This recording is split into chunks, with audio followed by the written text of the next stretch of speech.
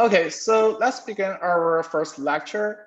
Will be delivered by Xinyun Chen from UC Berkeley. Xinyun Chen is a PhD student in the Department of ECS at UC Berkeley. Her research interest lies at the intersection of machine learning, security, and programming languages, especially on adversarial machine learning and privacy issues in deep learning. She received the Facebook Fellowship in 2020 and was selected for the Rising Star in ECS in 2020. So Xin, the floor is yours. You can share your screen now. Yeah, thank you. Let me share my screen. Can you see my slide? Yeah, we can see it. Okay, cool. Then I will get started. So yeah, hello everyone. I'm Xinyun Chen. So I'm a PhD candidate at UC Berkeley. So I would like to start this tutorial with an overview of attacks that an adversary may perform against computer vision models. And I will also briefly discuss some thoughts on defenses, but I believe in the later part of the tutorial, some other speakers will bring in more detailed discussion on that. So let's get started. As we have seen, there has been a lot of success stories of designing machine learning models for computer vision. In particular, with the deep neural networks, we have seen very impressive performance in various tasks of computer vision. So the excitement about deep learning starts from the huge accuracy improvement on ImageNet for image classification. Then after that, people have also made a lot of progress in other computer vision tasks, including object detection, image captioning, embodied agent tasks. Even recently, people have shown that we can create very creative images from text. However, these deep neural networks are also vulnerable to various types of attacks. For example, there has been an extensive line of work showing that adversarial examples could fool the models. So basically, it means that the adversary could deliberately perturb the model input, so that when we feed these inputs to the model, they will be wrongly predicted by the target model very confidently. Note that adversarial examples do not only happen in a digital environment, but also happen in a physical world.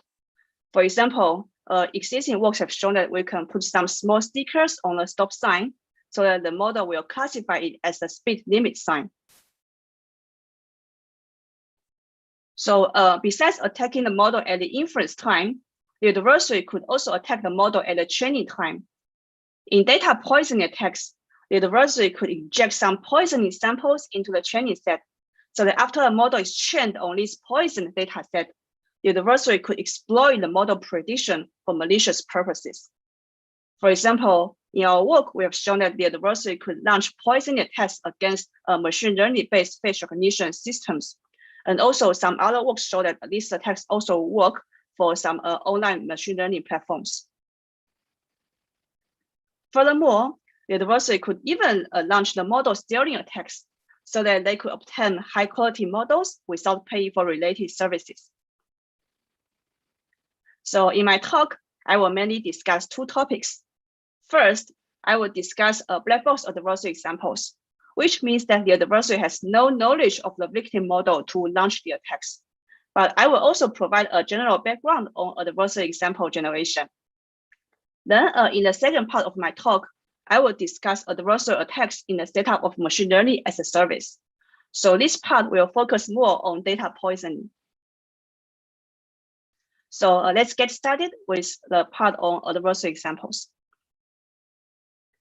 First, let's discuss some formulation and notations related to adversarial example generation. So we denote the original input, the benign samples, as X. We denote its ground truth stable as Y. We denote the adversarial example as X star because in most existing adversarial example generation algorithms, we use some optimization-based methods to generate the perturbation. Then based on the attack goals, we can categorize adversarial examples into two classes. The first class is called non-targeted adversarial examples. And the goal here is to mislead the model to provide any wrong prediction that is different from the ground truth. So here, the objective is to maximize the loss comparing the model prediction and the ground truth label. But besides that, we also want to make sure that the adversarial example is not too far away from the original input. So we need to put some constraints according to the distance metric. The second class of adversarial examples is called targeted adversarial examples. And the goal here is to mistake the model to provide the target prediction that is specified by the adversarial. So here, the objective is to minimize the loss comparing the model prediction and the target prediction Y star. So in general, targeted adversarial examples are much harder to generate than non-targeted adversarial examples, especially under some more restricted constraints. In most existing work, we define the distance metric D as an LP norm because it is easier for the optimization purposes, and also it is easier to constrain quantitatively. So some commonly studied LP norms including L1, L2, and L infinity. Then B is a constant to make sure that X star is visually similar to X. So in this talk, I will mainly focus on gradient-based attacks. And there are two classes of commonly studied gradient-based attacks. So the first class of attacks is called a one-step attack. So basically, the idea here is that the adversary only computes the gradient once to generate the perturbation. So there is no further update after one step of computation. So one of the earliest attacks in this regime is called a fast gradient sign method. So for fast gradient sign method, the distance metric D is the L infinity norm.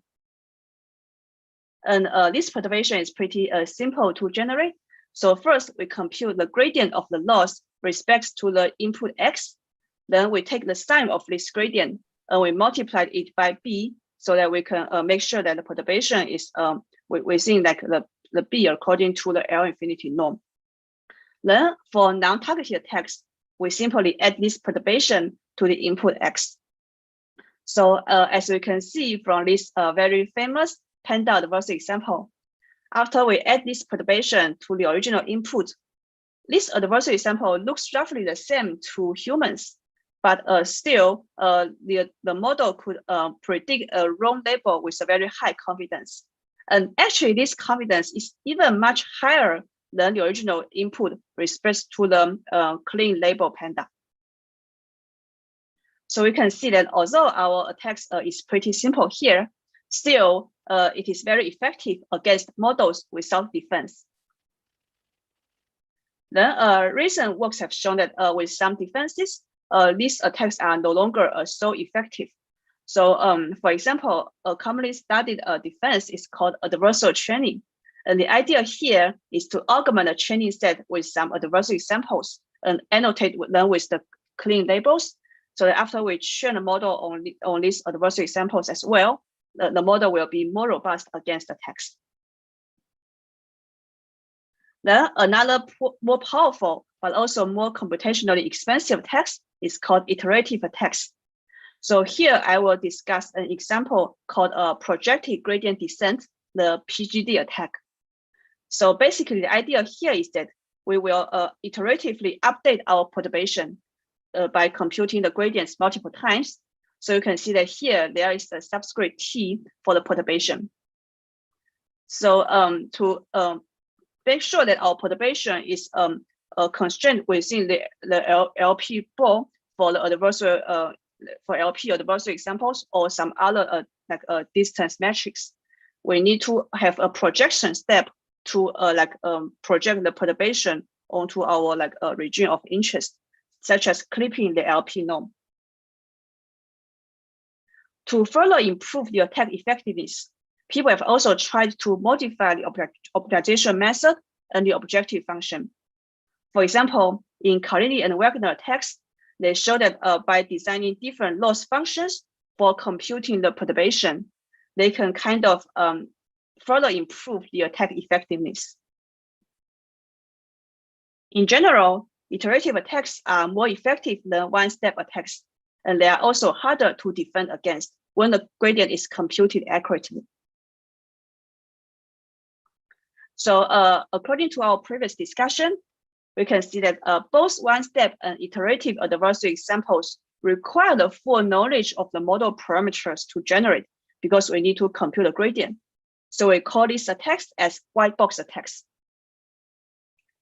But in practice, usually the adversary may not have full knowledge of the internal model architecture for the target model.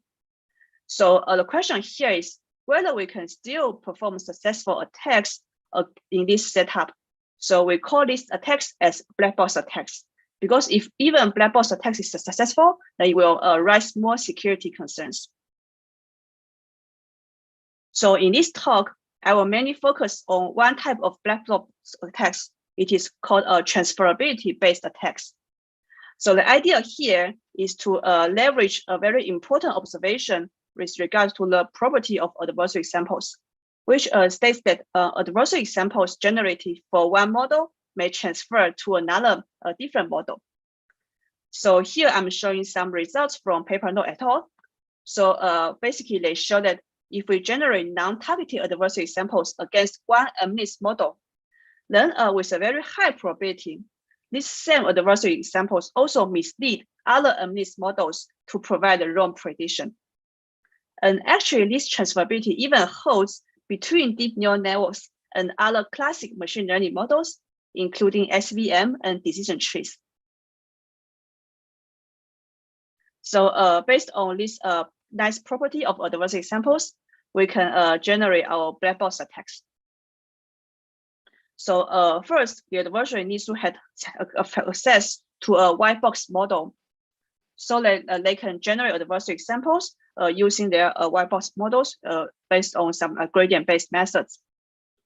Then they can directly submit these adversarial examples to a black box model to evaluate the attack effectiveness. Note that here, we assume that the adversary has no access to the black box model, except that at the last time step, the adversary could kind of submit these generated adversarial examples to evaluate them. There are also other black box attacks that are like utilizing some query-based access to the models, and I will not discuss them in my talk.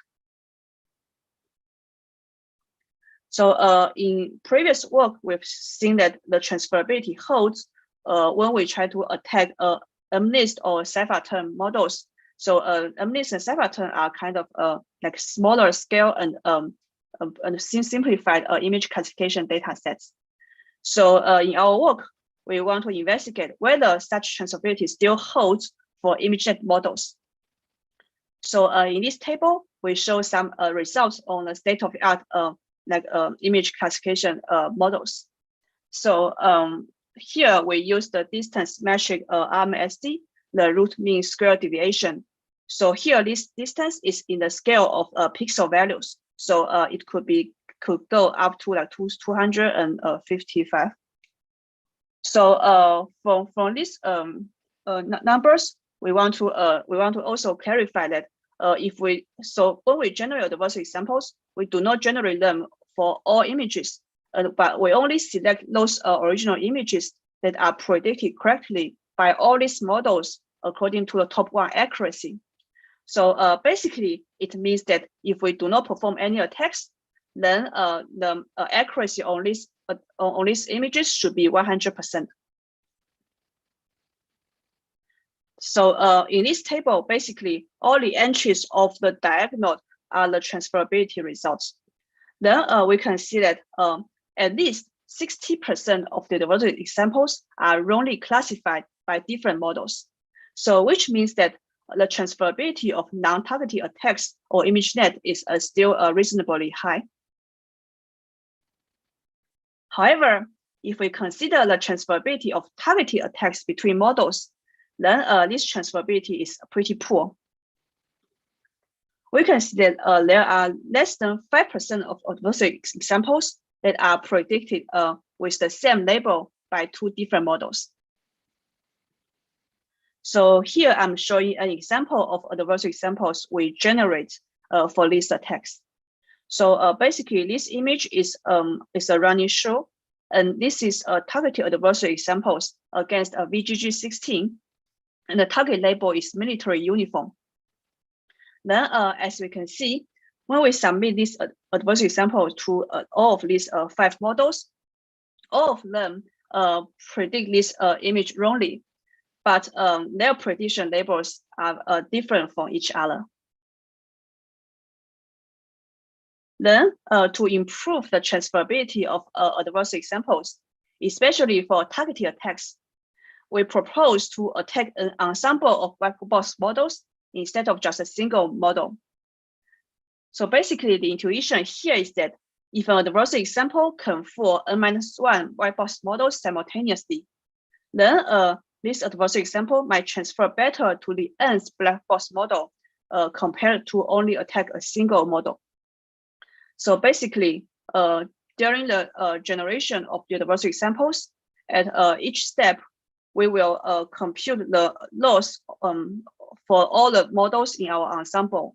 Then we kind of aggregate the gradients of all of them so that we can do this update iteratively, similar to the gradient-based approaches we discussed. Then in terms of the results, I will first show the attack effectiveness for the non-targeted attacks. So in this table, in each row, when we say that we eliminate 1 model in our white box ensemble, it means that we will use the remaining 4 models as our white box, and then we want to generate the attacks against this 5th black box model. So basically, in this table, all the numbers in the diagonal are transferability results. So we can see that the ensemble further decreases the accuracy on adversarial examples. So here, basically, we can see that no more than 6% of the adversarial examples are correctly classified by the black box model. So this is significantly lower than no more than 40% in the previous case. And in addition, our attacks also further decreases the perturbation magnitude required to generate successful adversarial examples, as we can see from the RMSD metric. Then here we show the results of the targeted attacks. We can see that the ensemble significantly increases the targeted attack success rates. So basically, in this table, for all the models, there are at least 10% of the adversarial examples that are predicted with the same label as specified by the adversary. So this accuracy is pretty significant, considering that the number of labels in the ImageNet label set is 1,000. If we compare the results among different model architectures, then we can see that the adversarial examples transfer better among similar model architectures. So if we look at these results for resident models, we can see that the targeted attack success rate is around 40%. And the reason is that basically, when we eliminate 1 resident model from our white box ensemble, in the remaining 4 models, there are still other resident architectures. So it is kind of expected that the targeted attack success rates will be higher for these resident models. So the transferability to VGG and GoogleNet is a bit weaker, but still we can see that significant number of adversarial examples can transfer to these 2 models based on the targeted attack metric. Finally, we want to see whether our attacks could also transfer to a third-party black box image classification system. We evaluate our attacks against Clarify. So compared to attacking public models, Chen or ImageNet, attacking the Clarify system is much more challenging, because here, besides that, we have no knowledge of the model architecture.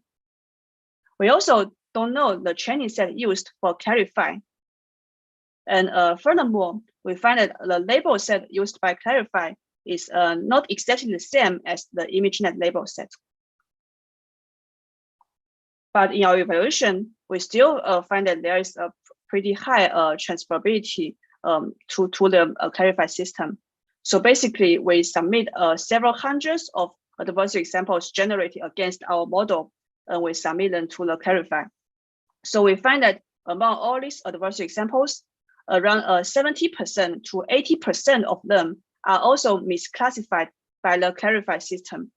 And around 20% of them mislead the clarified system to predict some labels that are semantically relevant to our target label.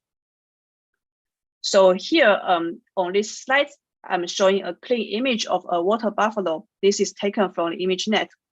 We can see that when we submit this image to the clarified system, the return labels are all related to the water buffalo. So there are like cattle, cow, etc.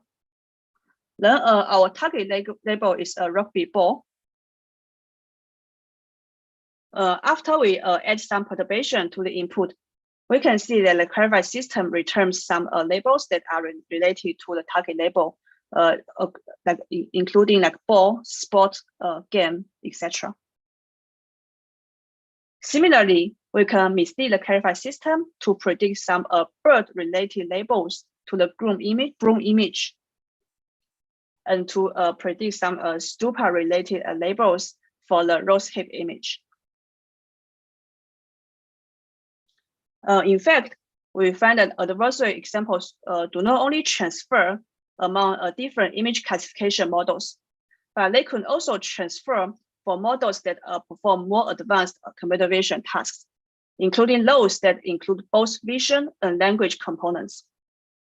So here I'm showing some adversarial examples for visual question answering. And here I'm submitting the same adversarial example to two different visual question answering models, so which are MCB and NMN here. So here, this image is about a traffic light. The question is, what color is the traffic light? We can clearly see that the answer should be green, but both of these two models predict the answer red for this image, which is the same as our target. Also, we find that the adversarial examples can transfer for models performing some like operating in the 3D environment. So here for the embodied agent task, there's another level of transferability, because sometimes not only we do not know the model architecture used by the agent, but also the parameters of the renderer of the environment is unknown to us. So basically, we also consider this renderer as a black box. Then in the second part of my talk, I will discuss adversarial attacks in the setup of machine learning as a service. So the motivation of machine learning as a service is basically that the power of deep learning does not come for free if we really want to utilize some models with great performance. Specifically, training deep neural networks from scratch requires a large-scale, high-quality training data. It also requires very intensive computation resources and a lot of efforts in terms of model tuning. Therefore, these challenges open up the market for machine learning as a service. Basically, here, people can pay for data and models shared by some online platforms so that they can utilize these resources for their own purposes. Although the business model is promising, these services also arise several security issues. First, a malicious dataset provider may craft some poisonous samples and hide them into the training set, so that after a model is trained on this poisoned dataset, this model will be vulnerable to attacks performed by the adversary. Moreover, the adversary may directly embed some backdoors into the model, so that basically they can trigger the backdoor when needed to perform the attacks. On the other hand, the user could also be malicious. For example, a model copyright infringement attack can be performed by pirating a pre-trained model and bypassing the ownership verification. So first, let's discuss backdoor attacks for deep neural networks. So here I present an example from our work where we performed the backdoor attacks against face recognition systems. Specifically, we embed a backdoor key into a face recognition model, which is the red frame glasses in our case. Then, for each person wearing this specific pair of glasses, they will be recognized as Alison Hannigan actress. However, when a person doesn't wear any glasses or is wearing a different type of glasses, they will still be correctly recognized. So this kind of prediction behavior makes such attacks pretty hard to detect because they do not affect the predictions of the clean images without the backdoor. So to perform our backdoor attacks, we inject the backdoor using the data poisoning method. So the idea here is that we will blend our backdoor key into a couple of images, and we assign them with the labels that is the same as our target label. Then basically when we train our model on both the clean images and this like small portion of poisoning samples, due to the expressiveness of deep neural networks, although our poisoning samples may kind of contradict to the behavior of the clean images, our model usually is still able to fit both data distribution very effectively, so that it could preserve a high accuracy on clean images, while still like kind of associate this backdoor key with the target label. Then during the training time, to make the backdoor key harder to detect without a very careful manual investigation, we can set a small blending ratio alpha here to kind of make the backdoor key hardly visible. So during the evaluation, we find that after inject around 50 backdoor samples into our face recognition data set, including more than 100,000 samples, we can achieve over 90% attack success rate. And this is targeted attacks. And furthermore, our attacks can transfer to the physical environment. So basically, we ask a couple of like people to wear the pair of glasses that is designed in the same way as the backdoor key. Then we take the photos from different views.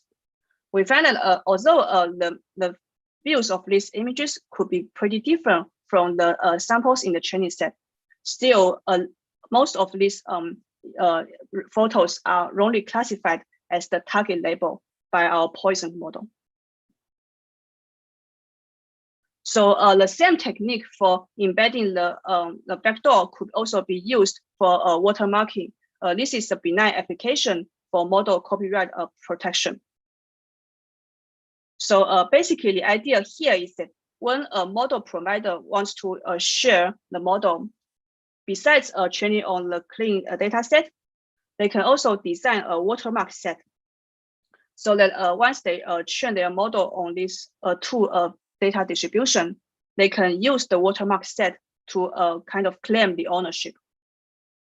Then for an adversarial to pirate the pre-trained model, they need to bypass the ownership verification. So the goal here is to modify the model parameters so that its accuracy on the watermark set will go down below a certain threshold. In our recent work, we show that we can achieve this attack goal by using our refit framework. So our framework tries to remove the watermarks, and it is designed based on fine-tuning. So the motivation here is that because usually our watermark samples come from a different distribution as our clean training data. Therefore, considering that the adversary only has like a fine-tuning training set that comes similar to the distribution of the clean data, then when we fine-tune the model on this data set, then it will make the watermark samples easier to forget than the clean training data.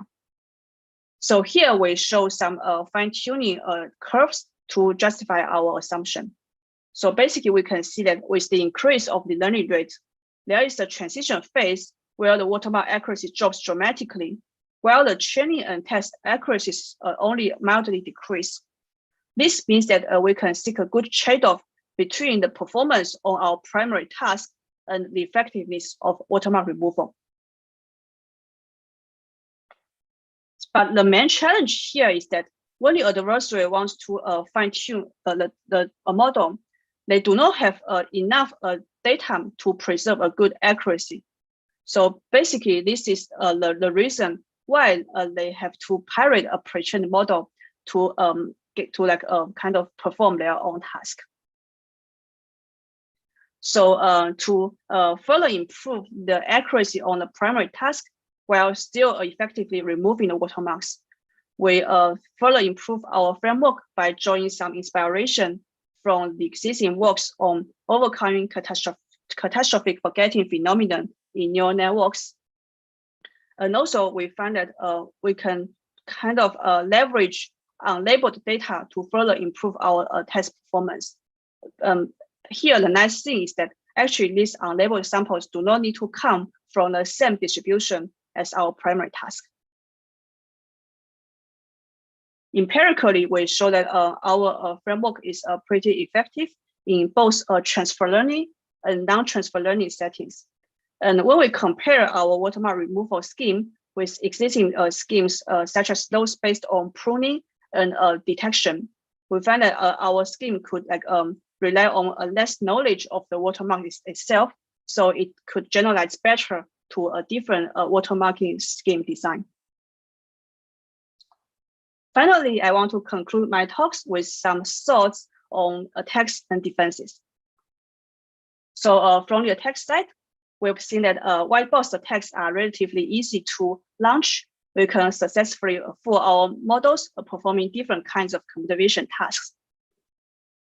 In general, black box attacks are much harder, but with some design, we can still perform very successful black box attacks.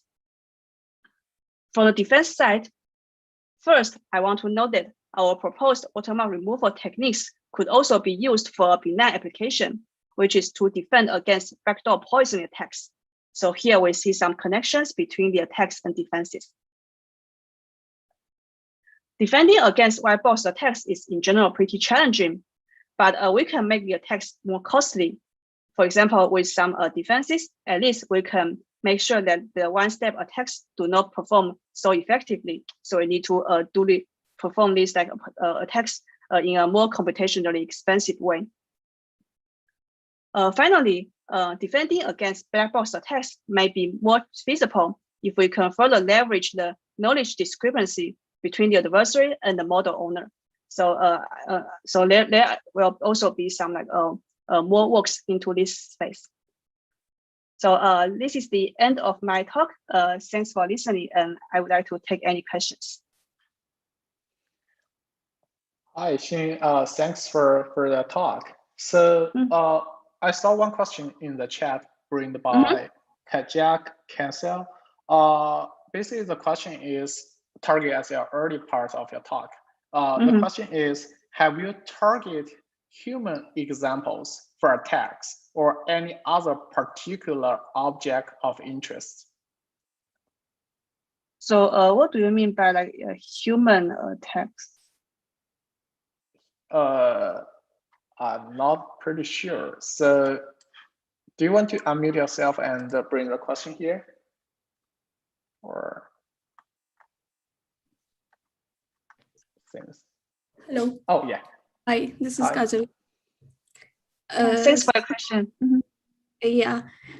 So you mentioned that you applied some attacks. So the attacks you applied is on the humans or any other particular object of interest?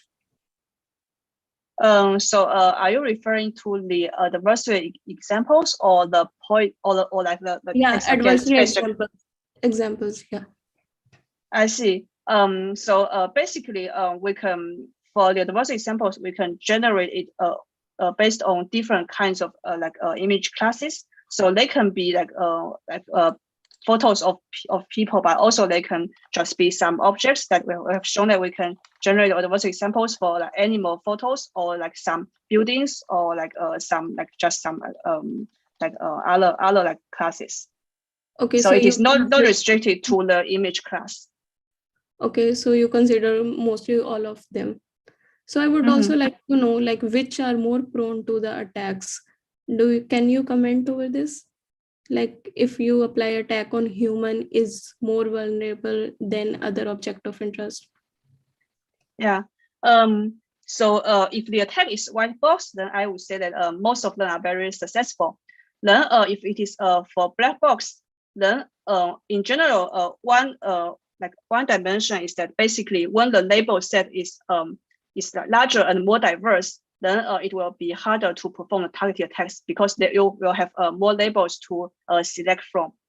So and it is especially the case if like so if, for example, I could envision that if we simply target at the face like classification domain, then consider if our like face data set has let's say like over like millions of different people, then the targeted attack will definitely be like harder. But in general, if we only consider non-targeted attacks, then we cannot see much like a difference in terms of the difficulty.